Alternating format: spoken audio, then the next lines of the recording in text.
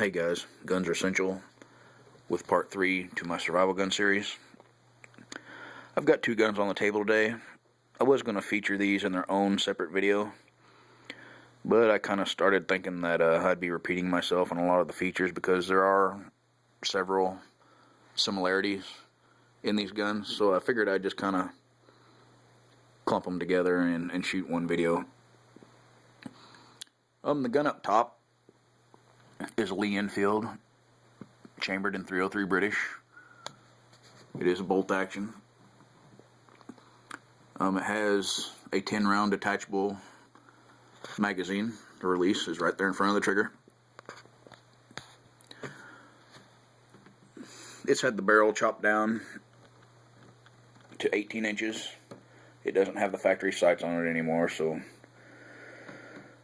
my apologies to all you purists out there.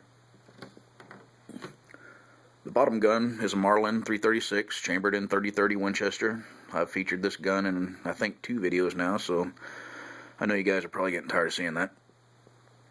It's got a 20-inch barrel. It is tube fed, holds 6+1, and it is lever action. So both of these guns are manually operated, which is a big plus in a survival gun because you can run them a little dirtier than you can your typical semi-automatic. You are the one that's basically ejecting and feeding the gun. You don't have to worry about the gun's mechanics to do that for you. You have a little more control over that, and these guns just aren't as finicky as your semi-automatics go, because a lot of your semi-automatics are particular about ammunition, and you can pretty much run whatever you want to in these things. Both of these are high caliber rifles. They're both, I guess, a little higher capacity than your typical hunting gun.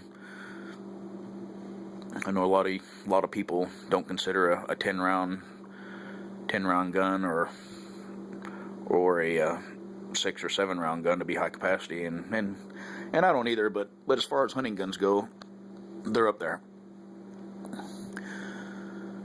These guns I think would be adequate as a defensive gun in a survival situation, because you're not going to be taking on a large group of people. If you are ambushed by a large group of people and you are by yourself, then I don't know what to tell you. You're in bad shape, regardless of what kind of gun you have on you. We need to get in a different mindset and realize that, we're not the military. We are one person with a very limited amount of ammunition. You're not getting ammo dropped down to you every day. You don't have 100 people behind you on your side. We need to learn to accept that fact and avoid conflict at all costs. We have a lot of Rambo types out there that are going to get thinned out pretty quick, I think. To me, a survival gun needs to be a great hunter first and foremost, because you're going to want to eat every day. I know a lot of experts say that you can live without food for 2 to 3 weeks or even longer. But if you're out there in the wilderness, hiking around every day, doing strenuous work every day, you're going to have to eat. Your body's going to be burning fat at a very fast rate, and after your fat's gone, then it's going to start consuming muscle. And after your muscle gone, then you're really in a world of hurt. So you need to eat. And these guns here, they do a decent job. They are, like I said, high caliber rifles. So you're kind of limited to the kind of game that you're going to be hunting. You can drop hogs and deer with these guns with no problem at all. And if you live in parts of the world where you have to worry about threats from bear or moose wolves, these guns would be great. But to me, they don't offer the kind of flexibility that a true survival gun needs to have. You know, personally, I like being able to kill anything that I come across. You know, whether it is a small bird or a large animal.